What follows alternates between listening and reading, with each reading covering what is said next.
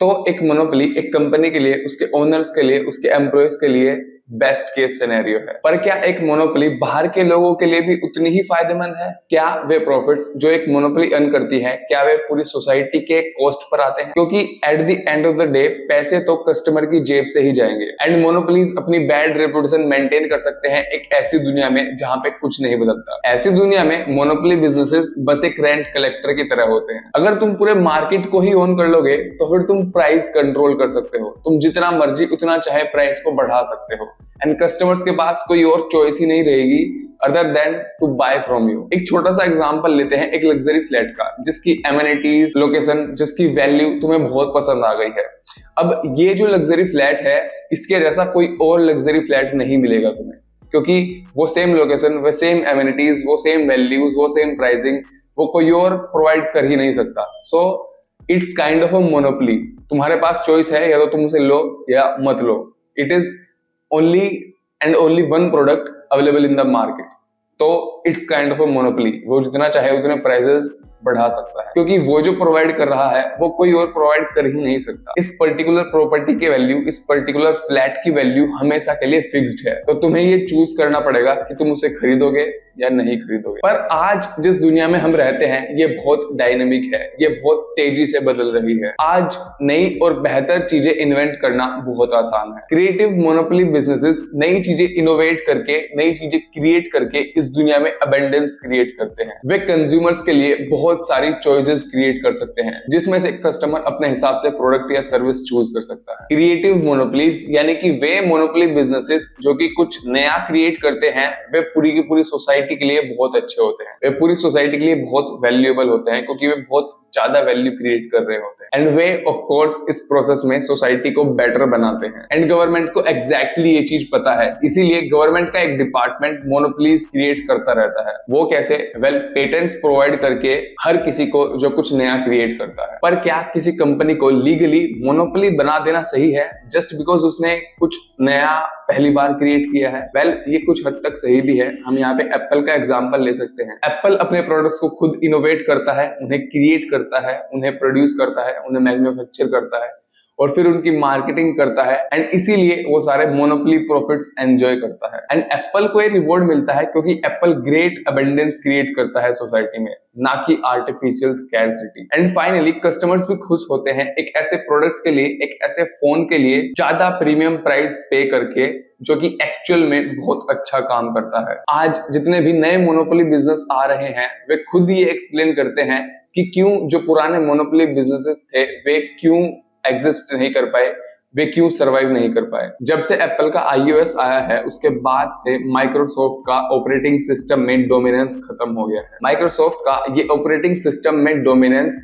कई सालों से, इनफैक्ट कई दशकों से था, डिकेड्स से था। उससे पहले IBM की हार्डवेयर में मोनोपोली थी। उस टाइम पर IBM के कंप्यूटर्स बहुत ज्यादा बिका करते थे, क्योंकि मार्केट में काइंड ऑफ वो इकलौता मोस्ट ट्रस्टेड प्लेयर था, जिसे कि माइक्रोसॉफ्ट के सॉफ्टवेयर ने पूरी तरीके से रिप्लेस कर दिया। अमेरिका में एक कंपनी थी AT&T, जिसकी टेलीफोन सर्विस में मोनोपोली थी। एंड बिल्कुल इसी तरह इंडिया में भी पहले BSNL की मोनोपोली हुआ करती थी, जो कि आज रिप्लेस कर दी है बहुत सारे मोबाइल नेटवर्क प्रोवाइडर्स ने। ऑफ कोर्स मार्केट में इतने सारे ऑप्शंस आ गए हैं। अगर एक मोनोपोली बिजनेस प्रोग्रेस नहीं करता है या फिर वो प्रोग्रेस को रोकता है तो हमें डेफिनेटली उस मोनोपोली बिजनेस को अपोज करना चाहिए। उसका एग्जिस्टेंस हमारे लिए खतरनाक है। पर अगर हम हिस्ट्री देखें, अगर हम प्रोग्रेस की हिस्ट्री देखें, तो हमेशा मोनोपोली बिजनेसेस ने ही इनोवेशन किया है, क्रिएशन किया है एंड छोटे बिजनेसेस को गेम से बाहर कर दिया है। बेसिकली सारे मोनोपोली बिजनेसेस की वजह से ही आज हम जहां हैं वहां तक पहुंच पाए। आज हम जितनी भी प्रोग्रेस कर पाए हैं ये सब मोनोपोली बिजनेसेस की वजह से ही हम कर पाए। अब ये मोनोपोली बिजनेसेस इतनी ज्यादा इनोवेशन और क्रिएशन कैसे कर पाते हैं?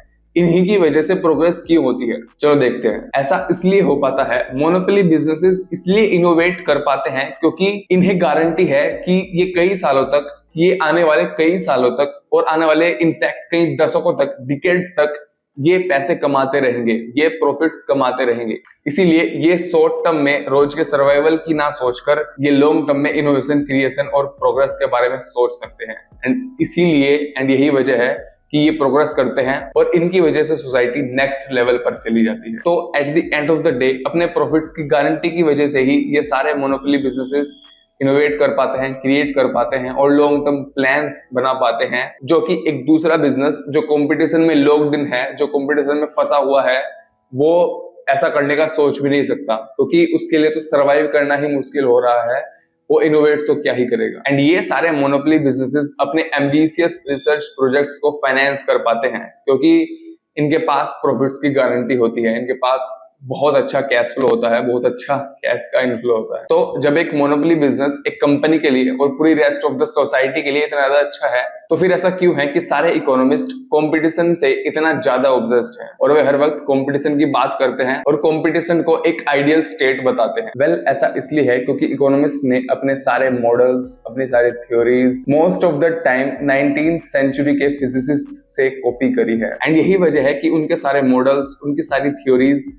एक इक्विलिब्रियम स्टेट की बात करते हैं। वे हमेशा परफेक्ट कंपटीशन की बात करते हैं, क्योंकि ऐसा एक मॉडल, ऐसा एक इक्विलिब्रियम का मॉडल बनाना आसान होता है। बिजनेस वर्ल्ड में एक बड़ा ही पावरफुल मेटाफर है। Equilibrium means status and status means death. मतलब कि अगर तुम्हारा बिजनेस एक कॉम्पिटिटिव इंडस्ट्री में है, तो अगर तुम्हारा बिजनेस मर भी जाए, तुम्हारा बिजनेस खत्म भी हो जाए, तुम अपना बिजनेस बंद भी कर दो, तब भी किसी को कुछ फर्क नहीं पड़ेगा, क्योंकि उस कॉम्पिटिटिव इंडस्ट्री में तुम्हारा एक और कॉम्पिटिटर हमेशा तैयार खड़ा होगा तुम्हारी जगह लेने के लिए। परफेक्ट कंपटीशन का मॉडल या फिर इक्विलिब्रियम का मॉडल में भी बिजनेसेस को डिस्क्राइब कर सकता है, पर एक बात हमेशा याद रखना, इस दुनिया में आज तक जितनी भी क्रिएशन हुई है, जितनी भी इनोवेशन हुई है, जितने भी नए प्रोडक्ट्स, जितनी भी नई टेक्नोलॉजी आई है, वो इक्विलिब्रियम से बहुत दूर क्रिएट हुई है।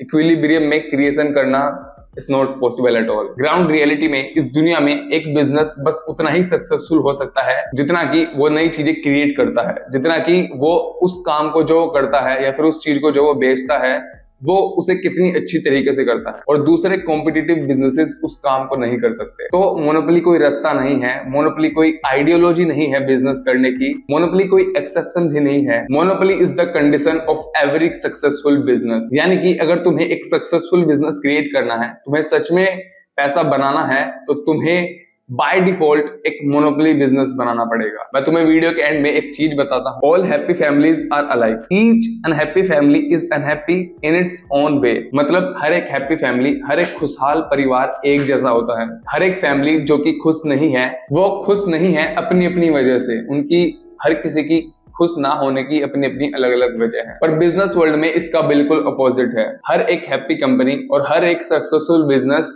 अलग है, डिफरेंट है, एंड इनकी भी एग्जैक्टली हर एक बिजनेस की अलग एक वजह है कि वे क्यों हैप्पी हैं, क्यों वे खुश हैं, क्यों वे सक्सेसफुल हैं। हर एक हैप्पी कंपनी, हर एक सक्सेसफुल बिजनेस इसलिए खुश है, इसलिए सक्सेसफुल है, क्योंकि वो एक ऐसी चीज करता है जो कि दूसरे नहीं कर सकते, एंड वो उस चीज को इतना अच्छा करता है, दूसरों से इतना बेटर करता है कि वो एक मोनोपोली है, एंड इसीलिए वो सारे मोनोपोली प्रॉफिट्स एंजॉय करता है। हर एक मोनोपोली इसलिए हैप्पी है, हर एक मोनोपोली बिजनेस इसलिए सक्सेसफुल है, क्योंकि वे एक ऐसी प्रॉब्लम सॉल्व करते हैं जो कि दूसरे नहीं कर सकते, एंड इसीलिए वे मोनोपोली प्रॉफिट्स एंजॉय करते हैं। जबकि हर एक कंपनी जो फेल हो गई, हर एक बिजनेस जो बंद हो गया, वो एक जैसे थे। वे कंपटीशन से नहीं बच पाए, वे compete नहीं कर पाए। अगर ये वीडियो आपको वैल्यूएबल लगी तो प्लीज इस चैनल को सब्सक्राइब करो और इस वीडियो को लाइक करो। Thank you, thanks for watching.